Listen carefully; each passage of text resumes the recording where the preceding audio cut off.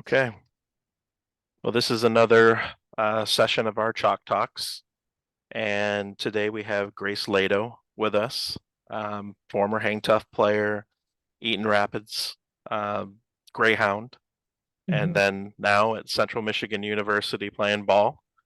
Um, Again, for anybody that's new here today, the whole purpose of the Chalk Talks is to provide an opportunity for the girls to interact and talk to athletes that have made it to the next level or successful business women that we've had on. Again, it's good for the girls to hear what it takes to become successful and make it to the next level from somebody that's gone through the process and done it. You also learn a lot about their journey when they share it with us and their experiences, which only helps you in the long run, kind of giving you foresight into the future and how you want to, you know, the steps you want to take with the recruiting process, or what kind of attitude or work ethic it takes to make it to the next level. So again, thank you, Grace, for coming on tonight. And again, I apologize for the technical difficulties that we had here. No worries. I'm gonna Yeah, we're going to go ahead and get started here. We had Grace on our Chalk Talks about 2 years ago when she was a sophomore at Central Michigan. And so some of this, might seem similar to some degree, but I think there's a lot of new ground that you've covered over the last 2 years and going into your, final senior season. And we have a lot of new girls in our program, about 100 families altogether. And we're looking forward to sharing this experience with them. The first question I have is kind of introductions, and we kind of touched on it a little bit, but we can go into it in more detail. Grace, obviously you went to Eaton Rapids High School here locally. Very well known for your not only for softball, but you were a multi-sport athlete. You played basketball and volleyball as well. Uh, you were known through the HangTuf organization. I think you came on board when you were in seventh grade, and you had Right? about 5 to 6 years here in our program. And you've come back and participated in many other activities to help support our program, like our Chalk Talks or tryouts, clinics, and now you're even into coaching, which is really cool that you've kind of gone through that whole circle there. Mhm. Um, Anything else that you would kind of just bring up for an introduction for yourself? That you've achieved a lot at Central Michigan, and just watching you and the posts that Central Michigan has done for you in the past. You had a 15 strikeout game against, I think it was Army. Is that Mhm. correct? Yep. Yeah. And how many no hitters have you thrown? Just one. Just the one? Yep. Yep. And was it that game? No, it was actually we actually lost the Army game, which was kind of crazy. But it was against Bowling Green later in the season. Okay. Yeah, and um, yeah, just obviously you're one of their top pitchers. And how many would you say starters, or how many pitchers do they carry on the team? So in previous years, it's been me and one other pitcher, Caitlin Bean. She graduated last year. So all 3 years I've played so far, it's been her and and we split I get about 2/3 of the game. She gets about 1/3 is how it's been. But this year it seems like we're gonna have about three starters.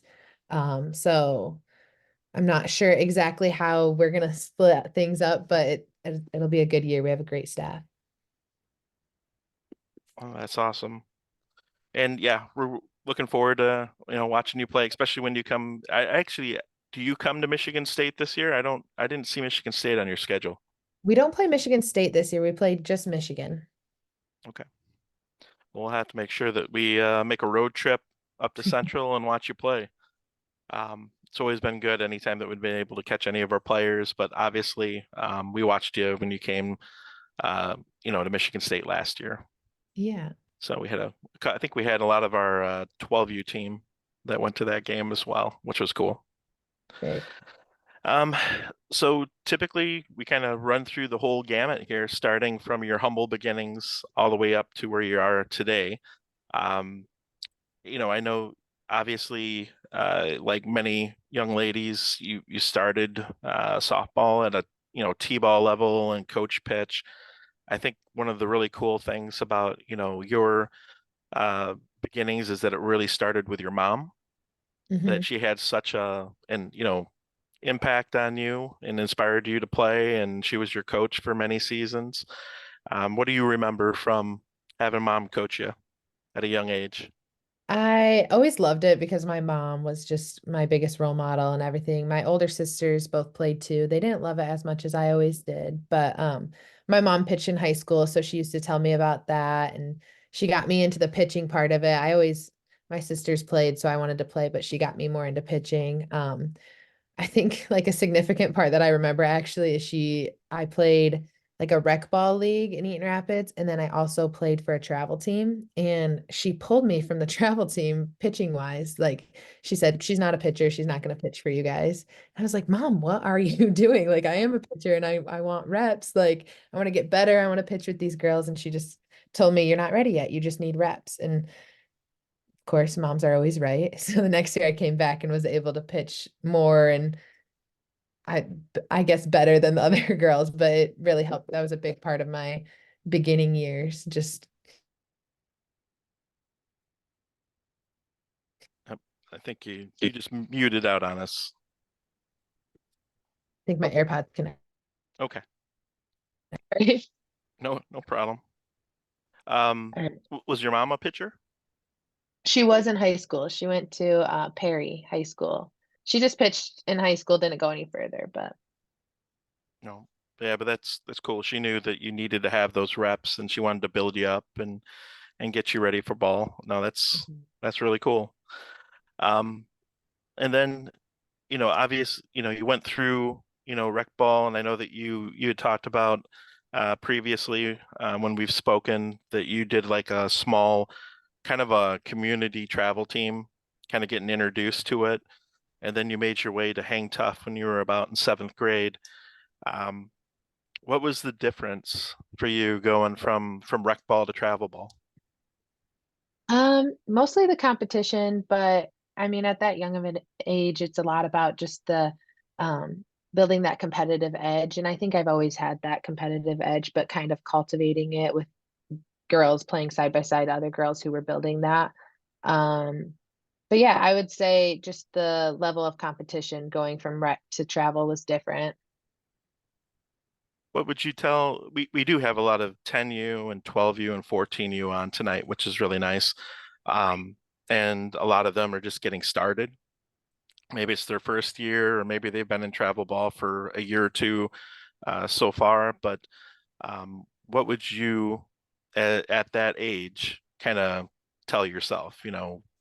What kind of recommendations would you give? Um, Man, that was a while ago. Yeah, Crazy. I think at that point it was a lot about repetition, just practice, practice, practice, just getting to know how your body works and how like different things feel. I know pitching was always, I would always do mirror work and figure out how my body looked, and then I can maybe change it from there. Just really getting to know yourself as a player and just having that repetition to where you can feel it and change it if you need or have that muscle memory. I know that when, especially with my daughters coming through too, just telling them when they're in the batter's box and when they're hitting, and what does that swing feel like compared to, okay, though this is what you want to do. How did that feel? And once you can start, especially with your coaches, like your pitching coach or your batting coach, when you can start having that conversation and understanding, when you're doing something and it's wrong, this is how it felt, you can try to Mhm. start making your own adjustments in your game. And I know that you've had some great coaches, through your career, Rob Dunham, he was a great pitching coach here in our community, and obviously he left a gaping hole when he left, finding pitching coaches. And um, what was your experience having Rob as a coach? He was incredible. I mean, I think I went to him for 7 years actually. And I mean, he taught me the most basic mechanics of pitching. My mom helped me, but she didn't have always like the knowledge or different ways. I mean, I think everybody here can relate that sometimes hearing something from your parents is different from hearing it from a coach. But just being my first pitching coach and going to him for so long, I learned so much. And I think he also taught me a lot about the mental part of the game. And we would talk through different like scenarios and when to throw what, just really every aspect of pitching he taught me. And we were able to just have those open conversations. And I love that we had a relationship where I had a bad tournament. I could text him in between games in a game break and just send him a video of my pitching and say, "Hey, what's going on?" And he's like, "Grace, you're in your head." That's it. So, Yeah. yeah, he just had a great impact on me in loving the game. He taught me how to love pitching lessons, which is not always the easiest to do. It's easy to love the competitive part, but it's not always easy to love going into the gym and just pitching for an hour. So he taught me to love that. What would you say to the girls about, how much time would you typically put in outside of practice, just working out and getting better? So at that age, it was a lot about pitching outside of practice because at practice we would um, usually just do defense and hitting because I hit at that point too. And so it would be an hour a day or probably pitch 4 times a week outside of practice. So at least that was minimum. But I also had the resources. My dad caught me and I was able to pitch outside a lot of times at that point. Or we had my garage too. But I mean, I would walk around Meyer doing leg drives, just like behind my mom's shopping cart. I would just do leg drives. So just being resourceful with your with what you have, and just finding different ways to feel what you need to. I'd say now we practice 20 hours a week typically, and I try to get at least 1.5 hours outside of practice a day. Yeah, it's a lot of work. But Gotta I love the mean, yeah, grind. yep, you gotta love the grind for sure. Um, all right. So I know with a lot of our younger players, we talk about, this is a game of failure. And I know the girls hear that, and when they're playing in games, it's easy to, I want to win right now. But one of the things we try to, emphasize all the time is, hey, we got to figure out, you know, we have to do it right, right? We got to figure out a process. You got to come up with a game plan. It's not going to immediately turn into success right away. And team hopping is a huge thing right now. And I know in college, the same thing with going in the portal, things like that. And it's always seems like the easier thing. Grass is always greener, in another location. But we try to tell them that, yeah, you're gonna have these failures, but we want to try to improve each and every day. Say it's 1% each and every day. And I know I've heard you say that before, in the past, and big picture, keep working at it, and then in the long run, you keep that team together, you keep working, everything will come together, and you'll find that the game will just come to you. Mhm. So, um, also, based on, you started, so if you were in seventh grade, what would you have been? You've been maybe 12 starting travel Yeah. ball, right Hmm. around there. And we have a lot of kids starting at that age. And so, Grace has started when she was 12 years old, and she worked her way up through the systems that she has here, and she had the coaches and the support, here in the community. And it was possible for you to go to a D1 school at the end of the day, which kind of your dream school that you got to go to, and pursuing your major. In high school, what were, you had a great high school team, and you had a lot of accomplishments as a team.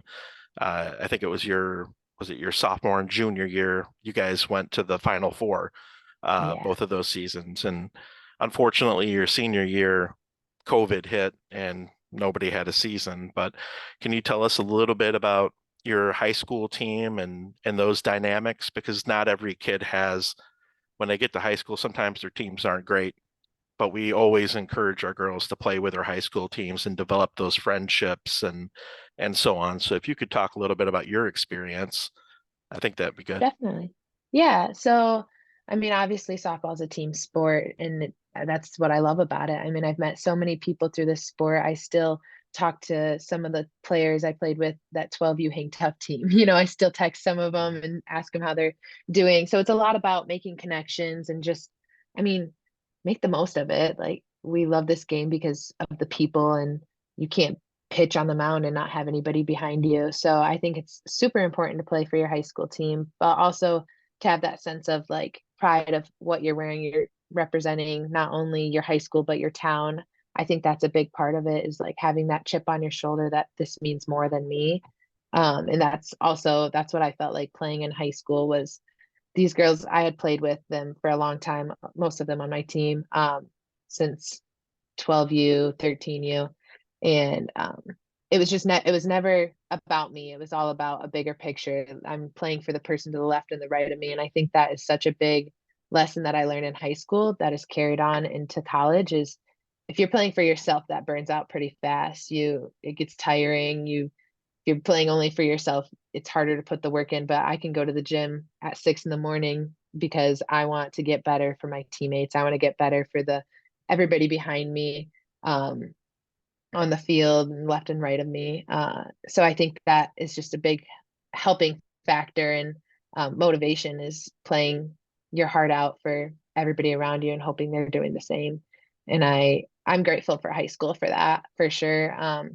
It also just, I mean, it was a big part of my career and getting seen. I think Coach Warner, he was a big help, and he gave me a lot of opportunities to succeed. And I know you said a lot of girls, their high school teams, they're not so interested in, but I think you can't really control your situation or what happens to you all the time, but you can control your actions and control your response to it, and just making the most of it, having the mindset that going in that you're going to make the most of it. And maybe your team's not so good, but be the star. Like find a way to make it better, find a way to love your teammates, and um, make it a fun, positive experience.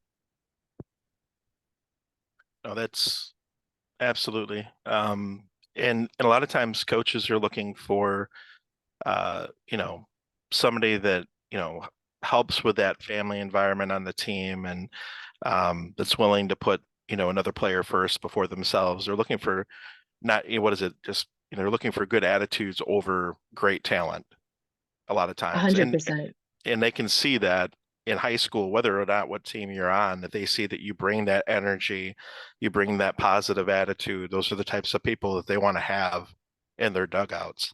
Makes a difference. 100%. So the Final Four experience had to be really cool. And you were what? You were all region, all conference. No, sorry, all region and all state your last Mhm. for your sophomore and junior year. Um, Yeah. that's a small group of people. When you look at the sport and what you were able to accomplish. What was your favorite memory of going to the Final Four? Mm.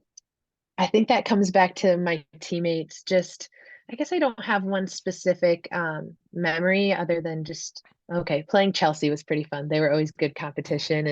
And that coach was pretty feisty with Coach Warner sometimes, which I loved. You know, like we loved playing for our coach, playing for our teammates. But again, it comes back to my teammates, just like wanting to win every game for them and wanting them to shine in every moment and everybody getting an opportunity.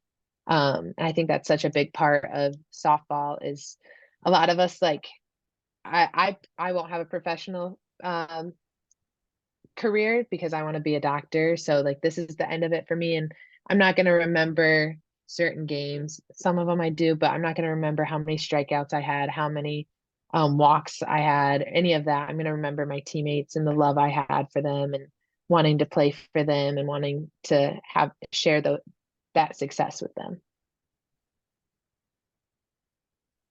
Yep, those are the standout. What do you want to call it? The highlights from Mhm. playing sports.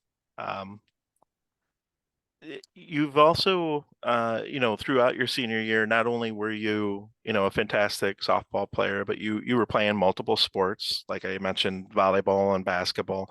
That's something that I always encourage, with all of our players. I know some clubs really push the kids, especially at a young age, to make a decision and play just one sport. And All the feedback that I've always received. I played basketball in college myself, and I've heard it from multiple college softball players. It's not just softball players, but coaches that they want multi-sport athletes. They want athletes that aren't, burned out in a way that they could get a chronic injury.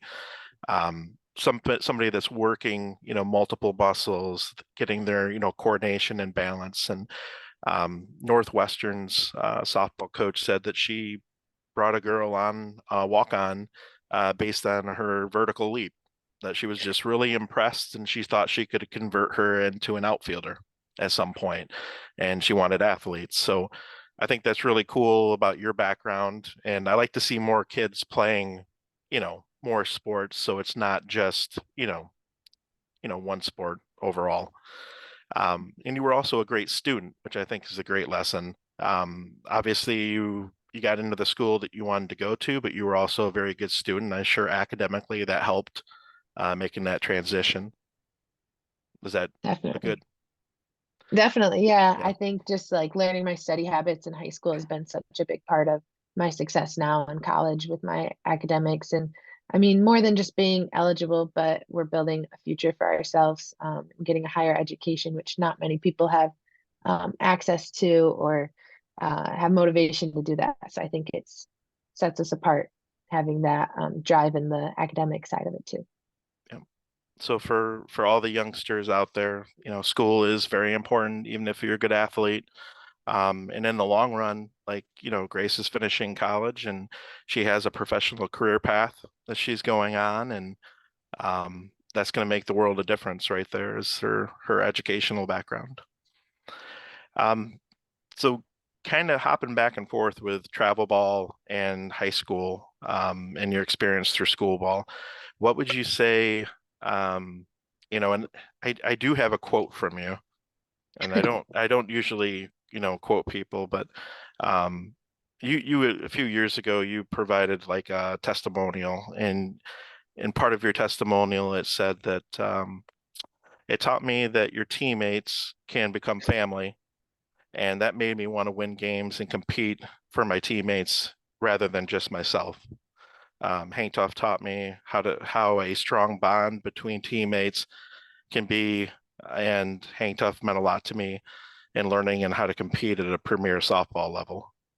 So I thought that was really cool because you went through it from 12U, through kind of through high school, and you had that experience, and really your team at Hang Tough, I remember it was like an all-star team from the community. You had a lot of good players on that team, and I think all of them were on the all-city team that year. Mhm. You had girls from St. John's, and other girls from Eaton Rapids as well. And I thought it was a great group of young ladies. And I had the opportunity to watch you play up in Petoskey with my family when you guys won that tournament. And then I was lucky enough to be your coach for one tournament down in Toledo, Ohio, and we won that tournament as well, which was really cool. You're definitely one of my highlights being able to have on my team over the weekend. Any other thoughts about, how Hang Tough helped get you prepared, growth as a player and as a person? Yeah, I mean, just being my first travel organization, I think it was super impactful in my journey, just showing me what the game's all about, giving me those reps. But I guess I'm pretty consistent. I just really loved meeting all those girls, and that was my first team I had been on that had such a great team chemistry. I mean, we wanted to do everything together. We were in the group chat all the time, just texting. And Sophie DeMott, she played at Mason, but I played with Mhm. her for 4 years, and she's at Central now, and I'll see her randomly. I'm like, Sophie, what's up? So I mean, it's lifelong friendships. That's a big thing to take away from it, because in the end, softball isn't forever. If you get injured and it's taken away from you, what do you still have? That's advice I've gotten from a lot of people, is think about if you were, God forbid, injured Mhm. and it was all taken away from you, what do you still have? And my answer would be those friends. And like I had said earlier, they did turn into family. And I see that now with my teammates. My teammates here at Central are my sisters, and I would do just about anything for them, and it makes it makes our bond so special, but it also makes us play so much better for each other because we trust each other, we know each other, and it just makes it a pleasant experience. So, so you as a player, now at Central Michigan University, and I know we'll talk about that transition here in a minute, but um, if a player fails on the field, what do you girls do? How do you help pick up a teammate? It's we all have a different way of doing it, but it's never putting them down because we all make mistakes. I mean, it is like you said earlier, it's a game of failure. My personal favorite is the I got you on this next one. If my right fielder misses one or anybody misses one, I'm like, okay, I got you. And hopefully I get a strikeout or something. That always makes a fun moment where I'm like, I know, I told you I got you. But just kind of that, Yeah. okay, well, if one person's down, like the next will pick them up. That's why it's a team sport and we rely on each other and trust that somebody's going to get her up. Like somebody's going to pick her up. And if they don't, well, then the next person. Kind of that. So what? We'll get that next one. Yeah. Yeah. Flush the mistake, move on, and everybody be positive and constructive. No, that's great. Definitely, something to aspire to. I know that some girls, or athletes in general, have trouble taking on a leadership role and really understanding what it means to be a leader. And when somebody's down, you don't kick them. You, like you said, you give positive motivation and you pick each other up, and that's who you want to have in your corner as you're going through it. Definitely.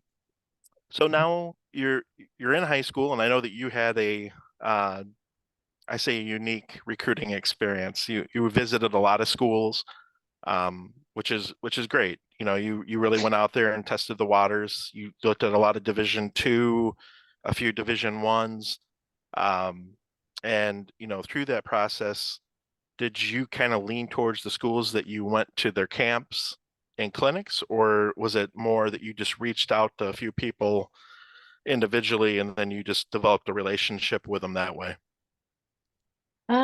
It was a mix of all of the above. So a lot of coaches I had met at camps, and I did do the whole email process, sending emails. I had met my coaches I have now through Rob Dunham, my pitching coach, when he was at Davenport. He really wanted me to come pitch for them over there. So I had made a connection with Coach McCall and Coach Merchant.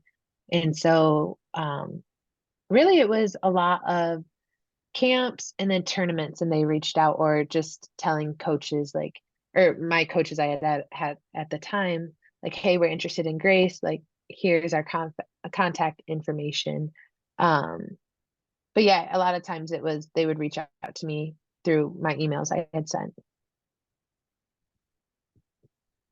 Oh, that's and then you kind of met and knew the coaching staff at Central before you went there. Like they were kind of making that transition, moving from a different school, and kind of all fell into place, didn't it? Yeah, that was a really unique experience. So I had met them at camps, probably my eighth grade freshman year.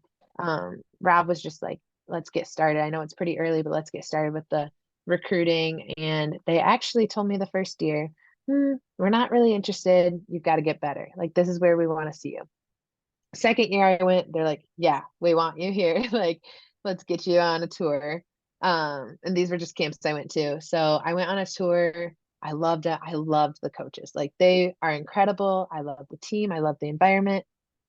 Bummer, they don't have my major. They don't have their biological laboratory sciences was like a 2-year old program. They'd have nobody graduated from it yet. So I was like, that is such a risk. I'm very passionate about becoming a physician. So I can't do it, unfortunately. And that was one of the hardest calls I had to make in my recruiting process, was telling them no, because I felt there's such a deep connection with them from the start, and just having Coach Rob there too. So And that was then that was Davenport yes, University. Okay. Davenport. Yeah, Okay. that was Davenport. And then I'm going on other visits. I'm going to a couple D2, like you said, a couple D1. Nothing's really speaking to me. I found some that I like and I think I'd be a good fit, but nothing was like, yeah, that's where I belong. And then I see Coach McCall gets the job at Central. what are the odds that I'm still uncommitted and she gets the job at Central? So I shoot her a text. I just tell her like, hey, congratulations. Like, that's so awesome. So happy for you guys. You're going to be such a great fit there. That program is ready for some new, like just some fresh eyes, I guess. And the text back, just game changer. She said, thank you. Thank you so much. Let's get you on a visit. And that's where it went from there. And I went on a visit, went to a camp, and they offered me and had to take it. It felt like home. Oh, that's awesome. It's funny how things, just work out. If it's gonna happen, it's gonna happen.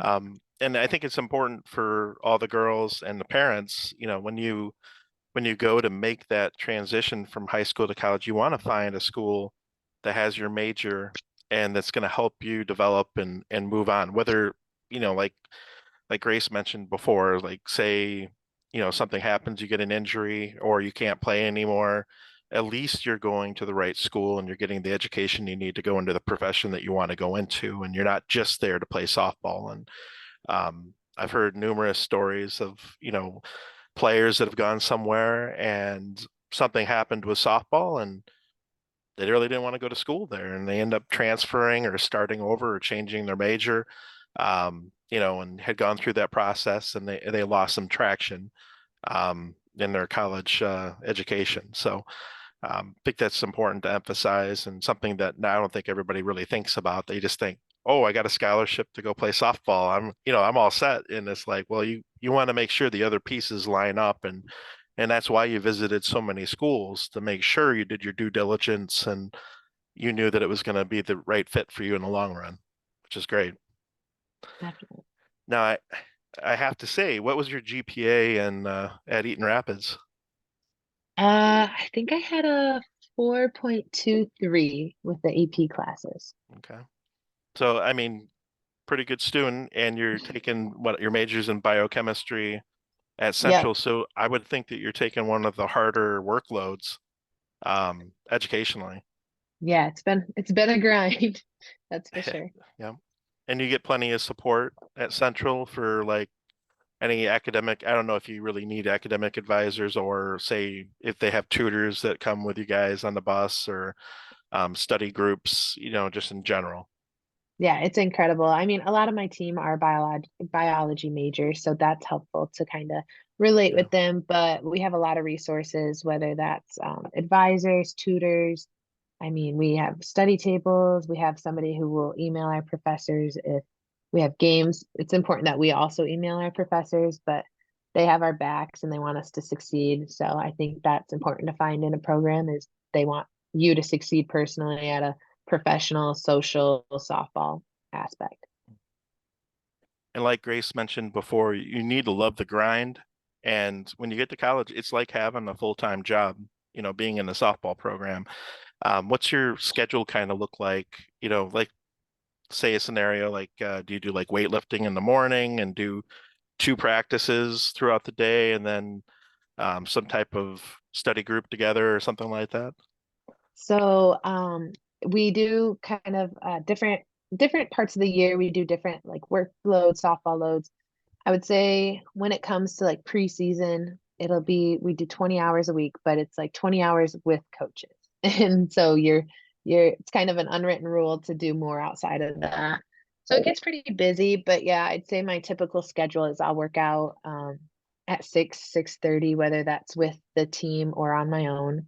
I do classes, breakfast classes, lunch, and then we practice usually around 2 to 5 every day. And then we stay after practice to do a little bit more. And then usually I head to the library right after that. I get some dinner and head to the library, stay there till 10. But I mean, that's also my major. So it's pretty grueling at times, but this year it's been nice because I have less credits. And I know other majors aren't always that demanding, but I mean, finding a schedule that works for you and time management, having a planner, it's manageable, that's for sure. Yeah. And I know that not all schools, like say going into the nursing program, some schools say that you can't play softball if you're going into the nursing program. And so that's an important thing to, even though a school might have your your programs, you need to make sure that it's going to be feasible, with your whatever athletic schedule that you have, whatever sport you're playing. Definitely. But it's possible. You just got to find the right school, good fit. So I like to ask all of our, college players or former college players, when you were transitioning from high school and travel ball to college, what was the biggest difference to you making that transition? Yeah. So obviously the competition. So in travel ball, high school, somebody had asked a question earlier when we were figuring out the technical difficulties, but we were talking about that. And in travel ball in high school, you'll have teams that you face that they have one or two good players that you kind of not pitch around, but you amp it up a little bit to beat them, and beating them is a little bit more rewarding. And then getting to college, it's 1 through 9 are incredible. Like when I face them, everybody's a threat. You never know. You can never take a pitch off. So I think that was a big part of it. Is I didn't realize how many pitches I had quote unquote taken off in high school, but I was able to get by on missed pitches, and I don't get up by on missed pitches very often anymore. So just amping up my game a little bit, and also I think I had talked about this in my last time we had talked, but just like experiencing failure. I didn't have to do that much in high school, and I was fortunate enough to have success, but coming into my freshman year having that higher competition, I faced failure, and I was not prepared for that. I was not ready for what that meant to my mental game, or I didn't know what kind of changes I needed to do. Usually, um, working my tail off has worked, like has done what I needed it to, and I've gotten better, and I've had very direct results, but I was working my tail off, and I still couldn't figure out a way to beat these batters. So I think that was a big transition my freshman year, that I was able to then use my resources here at Central to work past and face that adversity head on. So, so what kind of things did you do or change about your mental game or mental preparation? Um, I really had to figure out what my identity was on the mound. I kind of just went out there and threw. I've always been considered like a workhorse and just go out there and throw, but I also had to figure out, um, sometimes I was a little too hot-headed on the mound, and I would like the highs were really high and I was pitching well and I was getting hyped up, but the lows were really low, and I started to let myself tumble fast, and I couldn't recover after a bad outing, and I just was done for the weekend. I was in my head. So I think just kind of finding my steady, here I am, this is who I am, no batter can change me, and basically step in the box and it's me versus you. So I think that was a big part of it, but I also had to get stronger in the weight room because I was facing girls who had been in the weight room consistently for 4 years, and they were just physically stronger than me. And so getting in the weight room was a big part of it, and just getting stronger and building that um, mindset of getting better every single day. I'm going to stick to the grind. I'm going to keep watering the bamboo plant, and eventually it's going to have great results for me of exponential growth. So I think it was just kind of trusting the process and figuring out who I was. Oh, that's a great response. So, so you had the challenges like you mentioned. What things did come a little easier to you than what you thought? I thought the school was going to be really hard for me to adjust. I thought I found high school to be a little easier for me just because I excelled in it. Um, but I think building those study habits in high school was so important for me when I came to college, because I stuck with the study habits and it paid off big time. Um, and fitting in with the team, I think that was something I had hesitancy about going in, just being part of a new team and being a freshman on it again. I had just come from being a senior on the team and being on a travel team for a couple years, everybody knew me, and I was going to a place where nobody knew me. But I think that's also a big part of picking a school that feels like home, and going to their practices and seeing how the girls interact with each other. Because I got here on campus and I was welcomed with open arms. And you always seem like someone that is very organized. That's just my perception. And I think you do well with time management. And I know that that's a huge challenge for many students just going to college in general. So did you work on those types of skills too? Or did you have to develop a plan when you got to college for your time management? I think softball made it actually easier. I don't think I'd be as good of a student as I am without being a student athlete, which kind of sounds crazy because I have so much more on my plate being a student athlete, but it kind of just set up my day, set up a routine. Whereas if I was just a non-athlete student, then I think it would be harder to keep myself accountable. But it's just really about like finding where your priorities are and putting those first. And sometimes you're going to have to say no to people. Sometimes you're going to have to say no to different plans. But I think good advice that my coach had given me was say no half of the time because I'm such a yes person. I want to do so much. I have Mhm. big goals. I have my eyes are a lot bigger than what I can do. So I think a good thing she told me was when it comes to a social aspect, just say no to half the things and whatever you're doing, be fully present in that and you'll be much more effective and you'll actually see time open up a little bit if you can be doing one thing. If I'm studying right now, I'm fully studying. But if I'm hanging out with friends, I want to be fully there with them and pouring into those relationships rather than in the back of my head thinking, oh, I should be studying right now, because then it's not going to be as effective. No, that's makes a lot of sense.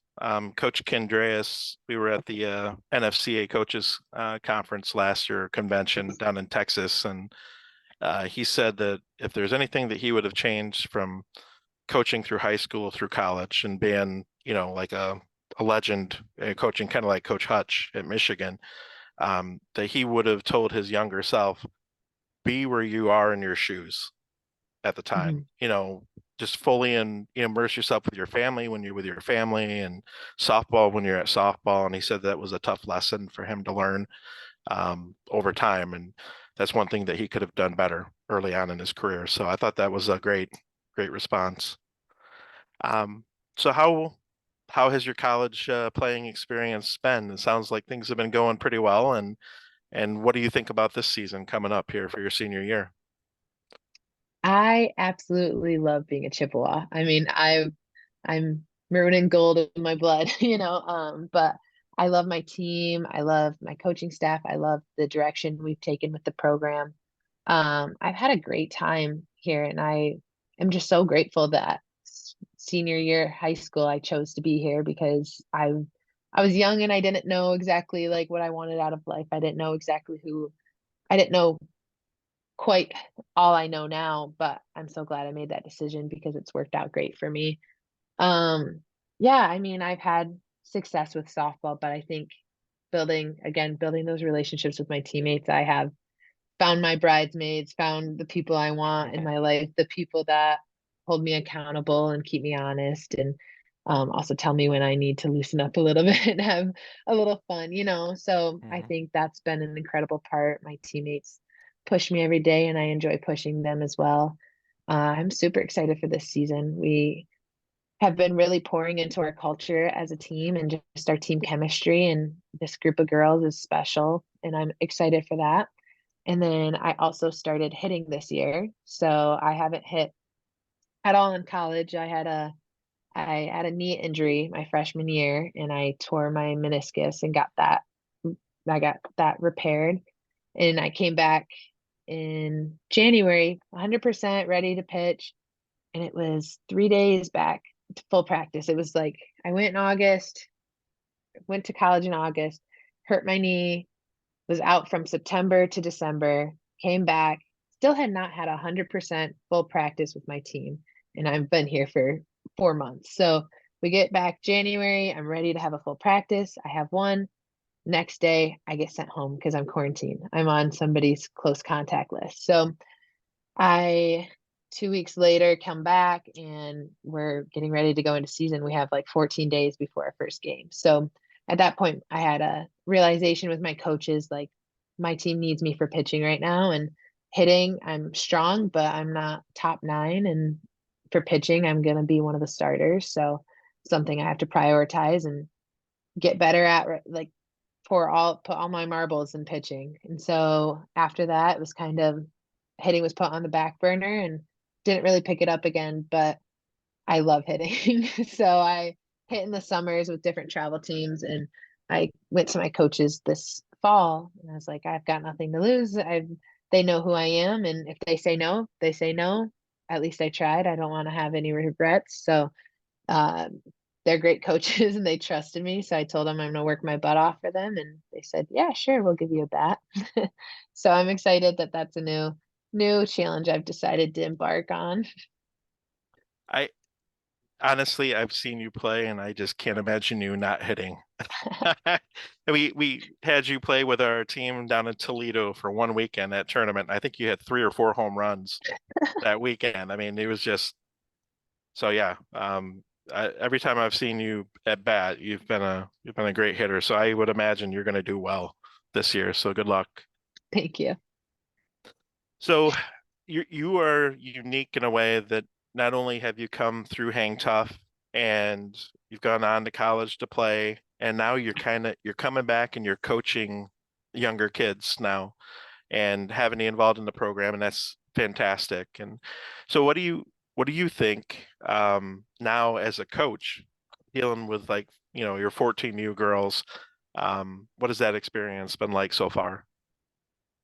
It's been really fun. I've had a great time. I coached a tournament this summer with Josh's team, and that was great. I've done a couple things with the 14U team. I've unfortunately been super busy this fall, so Yeah. I wish I could be more involved, but it is hard with my schedule. That was kind of the have to say no to half the things, but I'm excited Yeah. for the summer and getting involved more. But I love coaching. I love being a part of the game, just being around the game. And I love seeing girls get better and find the love for it. I love seeing them react or interact with each other and build those friendships early on. It's fun to watch and just be a part of. Yeah. Yeah. Yeah. We love having you involved, and I hope, we can make some time and make it work with your schedule in the future too. Um, so the plan now, say after softball is over, you want to be a doctor? Yes, I do. I Any particular field? I think being a part of sports makes me want to be in like a sports medicine orthopedic physician or surgeon. That's always been the goal, but I want to go into med school with an open mind and just keep my options open, see what I connect with. I just want to make an impact and excuse me. I want to just help the most people I can in whatever field I'm the most talented in or I connect with the most. I just want to help as many people. So What schools have you applied to or that you're looking at? oh, I have my list right above me. Wayne State, Northwestern, CMU, Case Western, Ohio State. It's a list of like 20. Michigan State, Michigan, Western, Toledo. But yeah, I have like 20 schools I applied to. Awesome. And when will you hear back during this next semester or? Anytime from now till March. Okay. Well, we wish you the best of luck with that too. I think Thank it's, you. it's a great field, and you have a big heart, and I know that you want to help people, and that's cool. All right. So we're going to go ahead. I know we were running a little bit over, but we started a little bit late. Do we have questions from the group? And again, before we get started, one question, then let somebody else ask a question. Okay, we'll just take turns. Um, have you ever gotten hurt for a long period of time? Yeah, so my freshman year of college, well, before that, I actually, one of the years, we went to states, the Final Four. In the quarterfinal game, I got dogpiled. That was actually my own idea, so it was karma. But I was at the bottom of the dog pile, and I ended up spraining my acromioclavicular joint right here. So I was out for couple weeks after that, and then I tore my labrum because of I have a hard time slowing down and stopping softball. So I kept going and I tore my labrum. So that was just kind of periodically like had to take 4 weeks off, which is really hard. And then my freshman year of college, I tore my meniscus and was out for 8 weeks. No, it's surprising it Um, was only 8 weeks Yeah, with they that. just cut it out, and I had enough meniscus left over that they're like, she'll be okay. She won't have arthritis until after her softball career. Yep. I have kind of like two questions, but they both go along with each other. Is that okay? Absolutely. So I was wondering like um when you started to apply for like colleges, because I've heard that you can apply like your freshman year and like they can just like watch over you, and then like I don't know like if I'm going to continue softball like in the future, so like if I like could I like I don't know, because I'm like wanting to get into emailing like different colleges, if Yeah. that makes sense. Yeah, definitely. So you're looking, so with my experience, I had the recruiting part before the applying part because I had been recruited starting my sophomore year. So I wanted to figure out where I was going with softball and I applied there. But with medical schools, it's different because I'm not going to play softball, so I actually have to be a regular student. But I think just getting started early is a great idea, and I think it's cool that you're starting now.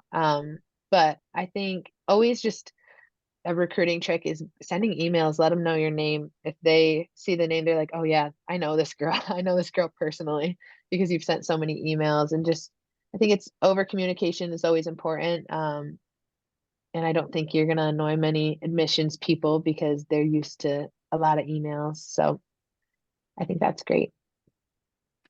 Yep. Be persistent.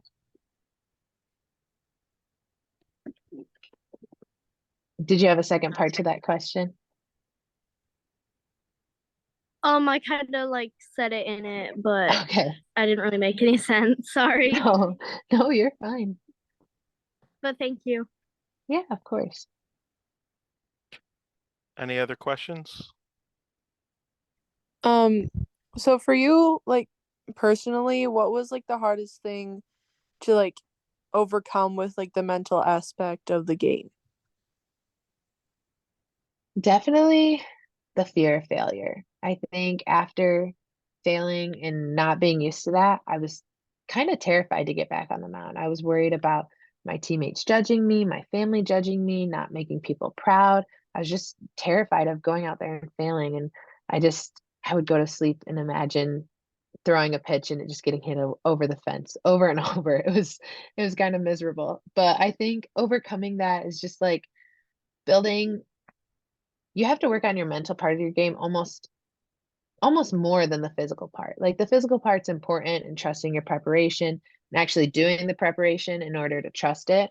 But the mental part, I think, is just so important, especially at this level, is everybody can be strong. Everybody can hit softballs every day or pitch softballs every day. Everybody's talented. What's going to give you the edge is your mental game and how you respond to things. So I think how I overcame it was just kind of flipping my mindset and like I had said earlier, just trying to find that middle ground of not too just kind of staying steady and finding out who I am. But also, I think a big part of it is not being result driven.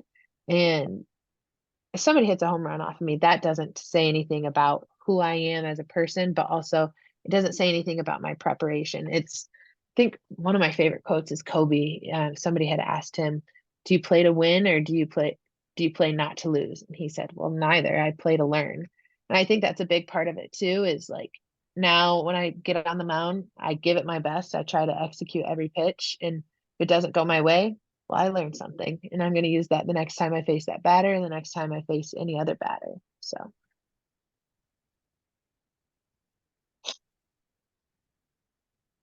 that was a good question. Yep. It's a good answer too. Thank you. Any other questions? When you play for college, do they allow you to wear things like ankle braces or anything like that? They do. I have my cross chain I always wear, and then I always have some hoops on. part of my superstition. I have to have my cross chain and some hoops.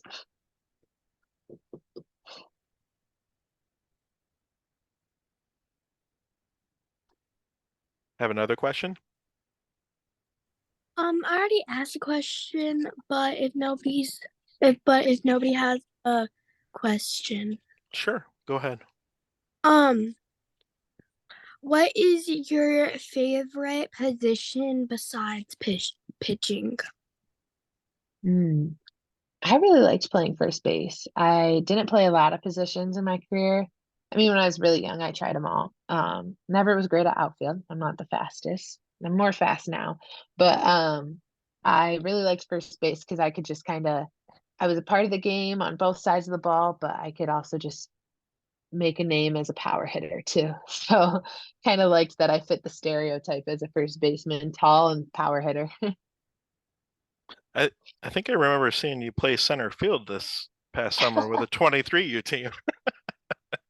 Yeah, I like to be versatile. I try to show off my athleticism.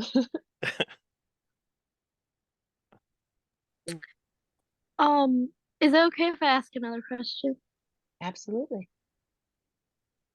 How do you get motivation to go work out and work on your skills and stuff? Like I really love the sport, but it's hard with school, and I do competitive cheer, so that's 3 hours, and by the time I'm done with school and cheer, it's 8 o'clock, and it's just I'm busy. Yeah, it definitely gets hard and um you can only do so much. I think it's great to be motivated. I've always been a motivated person. Different things motivate me at different times, whether that's a lot of times I like to think about like how is me getting better going to help my team. I also like to think about like, I mean, if I go and pitch a lot, like I'm going to become a better pitcher. Those all are great motivations, but I think motivation comes and goes. It's a lot about discipline. And I think that's a big lesson I learned in freshman year. I went and pitched when I was motivated. Whereas like now I just make it a part of my daily routine and it's something simple. I might just go pitch for 30 minutes a day or go hit and it doesn't take long to hit off of a tee. So just building that into your routine kind of takes the motivation out of it because sometimes you're just not feeling motivated, but it's how are you still going to get out of the door and go do it? And of course, we all have different time constraints. Right now, it's my job to play softball. I'm not doing competitive cheer either. So you have to give yourself a little bit of grace. But um, I think it's important to just build it into your routine. And it's not always going to be easy. But I think just knowing that getting 1% better every day is going to, in 20 days, you're 20% better. In 100 days, that's not even a year. And you're that much better. You're double what you were. So. Yeah, that's a good question. Have you ever broke a bat? Have I ever broke a bat? I have. After so many years of playing, I think I've broken two. Not physically like snapped in half. I've seen that happen quite a bit, but I've cracked them. I think I see some questions in the chat too. Okay, thank you. Yeah, I have played softball. Oh man, since I was 4. So I'm 21 now. That means 17 years. Yeah, 17 years. Long time. Yeah.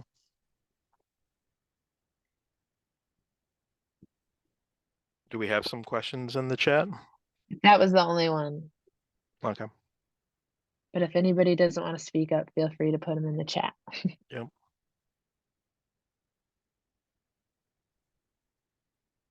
Okay.